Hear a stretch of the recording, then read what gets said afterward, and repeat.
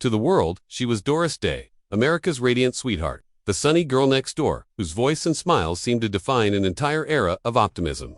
For decades, her films and songs were a source of pure joy, crafting an image so bright and wholesome, it felt unbreakable. She wasn't just a star. She was sunshine on screen.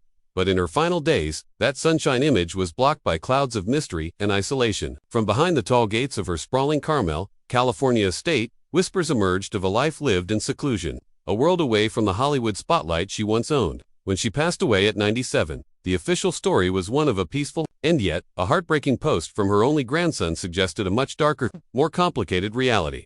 Now, for the first time, her closest friends and inner circle are breaking their silence to reveal what really happened that night, and the heartbreaking story of betrayal that defined her final years. The end of Doris Day's life isn't a simple tale of stardom and quiet retirement. It's a story of profound loss, whispered manipulation, and a family torn apart, leaving one burning question: what really happened to America's sweetheart behind closed doors? Long after the cameras stopped rolling, Doris Day found her sanctuary, or so it seemed, in the tranquil, foggy enclave of Carmel by the sea. She'd fallen in love with the area years earlier while filming a movie, and in 1981, she made it her permanent home. Her sprawling estate was her fortress, shielded by oak trees, manicured gardens, and a security gate that kept the world at bay. To the public, she was simply a recluse who had chosen a life of quiet dignity. She turned down prestigious honors, insisting her true passion was animal welfare. Her days were consumed by her Doris Day Animal Foundation, answering fan mail, and caring for the many rescue dogs who were her constant companions. But those who caught a glimpse behind the curtain painted a different, more somber picture. One former employee revealed the stark reality of her daily life, saying Doris spent most of her last years in just a few rooms of her large house, preferring to talk only about her dogs or her fan mail. Friends described her as increasingly lonely, her world shrinking to the confines of her home. This wasn't just a quiet retirement, it was a profound withdrawal. The woman who was once the biggest box office draw in America had become a virtual hermit, and the reasons for it were far more tragic than anyone imagined. On May 13, 2019, the Doris Day Animal Foundation announced that the beloved star had passed away at 97. The official statement was calm and reassuring. It said she'd been in excellent physical health until a serious case of pneumonia. It added a detail meant to comfort her millions of grieving fans. She was surrounded by a few close friends as she passed. Her manager, Bob Bashara, confirmed she died peacefully. It was the end the world wanted for its sweetheart, and surrounded by love, but almost immediately, that perfect narrative started to crack. The first strange detail was about her final wishes. Doris wanted no funeral, no memorial, and no grave marker. Her ashes were to be scattered privately. Bashara explained it by saying she didn't like death. She was a very shy person. While plausible, it was an unusually stark request, hinting at a desire to simply vanish. Then, the bombshell dropped, and it came from the one person who should have been by her side, her only grandson, Ryan Melcher. In a raw, emotional Facebook post that went viral, Ryan revealed that he hadn't been there at all. In fact, he hadn't seen his grandmother in 14 years. He found out she had died the same way the public did. On social media, suddenly, the image of a peaceful end shattered. Ryan painted a disturbing picture of a family deliberately kept apart. He alleged that after his father Doris's only child died, he was systematically blocked from seeing his grandmother by her manager and gatekeeper, Bob Bashara. The story of a serene passing was now a story of alleged manipulation and forced estrangement. How could America's sweetheart die without her only grandson? What was going on inside that mansion? To understand the isolation that defined Doris Day's final years, you have to look back at the painful private life that ran alongside her glittering career. The seeds of her reclusive end were planted decades earlier, in a life marked by cruelty and betrayal. That sunny persona wasn't a lie, but it was a mask for a reality that was anything but idyllic. Born Doris Mary Ann von Kapilhoff in Cincinnati, Ohio, on April 3, 1922, her childhood was shaped by trauma. First, at just 10 years old, she discovered her father was having an affair with her best friend's mother. The betrayal fractured her family and instilled a deep wound around trust. Then, at 14, a car she was in was hit by a train, shattering her right leg and ending her dream of becoming a professional dancer. It was during her long recovery that she started singing. The voice that would captivate the world was born from profound loss. Her entry into show business brought her first marriage and her first taste of brutal violence. At 19, she married trombonist Al Jordan. In her autobiography, Day recalled that he beat her just 2 days into their marriage. While she was pregnant with their son Terry, the abuse only got worse. The marriage lasted less than 2 years before she fled with her infant son. Her second marriage, to saxophonist George Wadler, wasn't violent, but it brought another kind of pain, being punished for her success. As her star rose, he grew resentful of being known as Mr. Doris Day and left her. It was another abandonment, another message that her own talent was a liability. Behind the scenes, a pattern was emerging. She was a woman repeatedly hurt by the men who were supposed to protect her. She learned early that the world wasn't the safe, happy place she portrayed on screen. In 1951, it seemed Doris Day had finally found her happy ending.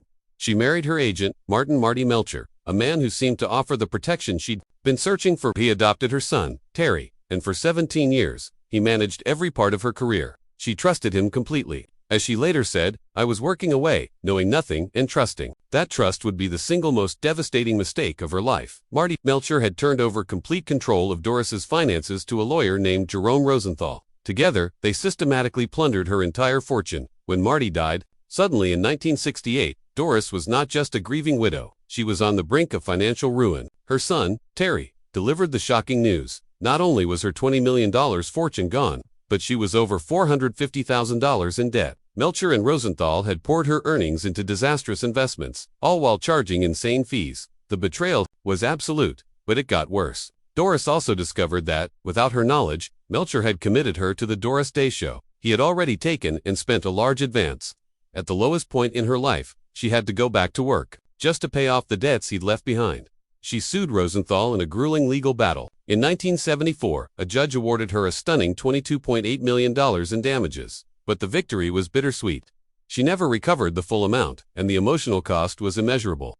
This great betrayal solidified a belief that would shape the rest of her life. You couldn't trust anyone. It explains her retreat from the world and her reliance on a tiny inner circle. The girl next door had learned a brutal lesson about the darkness hiding behind a trusted smile. The last 2 decades of Doris Day's life were defined by 2 men and the deep chasm between them. On one side was her only grandson, Ryan Melcher. On the other was her fiercely protective manager, Bob Bashara. Their conflict became the central mystery of her final years. The most profound loss of Doris's life was the death of her son, Terry Melcher, in 2004. Terry was her confidant and protector. After the betrayal by his stepfather, it was Terry who helped his mother pick up the pieces.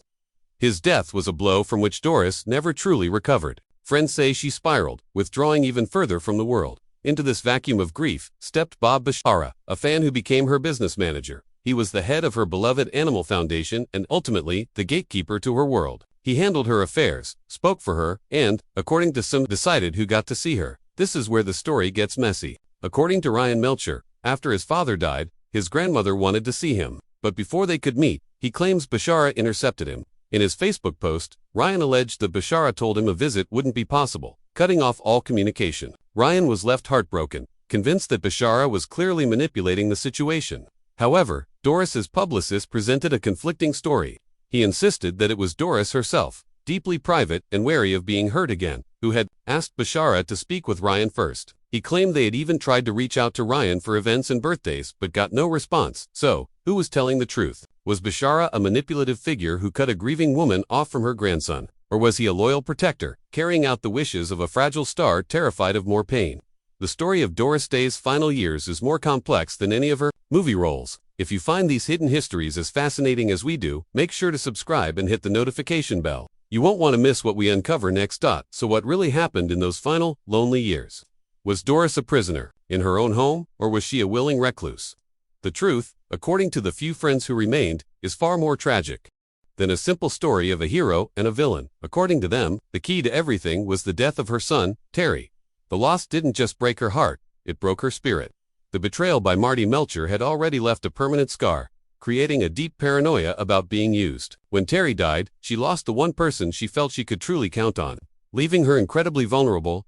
In her grief, Doris withdrew almost completely. It was in this state of emotional fragility that her reliance on Bob Bashara grew. Her friends saw him as an intensely loyal, but perhaps overzealous, protector. His actions, which seemed controlling to the outside world, may have been an attempt to shield a deeply wounded woman from any more pain. He was enforcing the privacy that Doris herself desperately wanted. The estrangement from her grandson, Ryan, was the tragic result. Friends believe Doris never would have consciously cut Ryan out of her life. But overwhelmed by grief and her inherent distrust, she became passive. When concerns were raised about Ryan's intentions, whether real or imagined, it likely played into her deepest fears. A simple misunderstanding, amplified by a gatekeeper's protectiveness and Doris's fragile state, spiraled into a 14-year silence. And what about that final night? The statement that she was surrounded by close friends was true, in that her small circle was with her during her final days. But the ultimate moment was a sad reflection of her last decade. After friends and staff had left for the evening, Doris Day passed away from pneumonia. It wasn't an act of cruel abandonment. It was the quiet, solitary end to a life that had deliberately shrunk. She was cared for and loved by a loyal few. But the emotional walls she had built to protect herself were so high that, in the end, she faced her final moment in solitude. Doris Day's story doesn't end with a cheerful song, but with a quiet, poignant truth. The radiant image she gave the world was real, a testament to her incredible spirit. But it was a light that cast a long, dark shadow of private pain. She was America's sweetheart, but she was also a woman, haunted by betrayal. From the violence of her first husband to the catastrophic deceit of her third. The mystery of her final years wasn't a case of a villain holding her captive. It was the tragic outcome of a lifetime of wounds. Her isolation was a fortress she built herself with every heartbreak.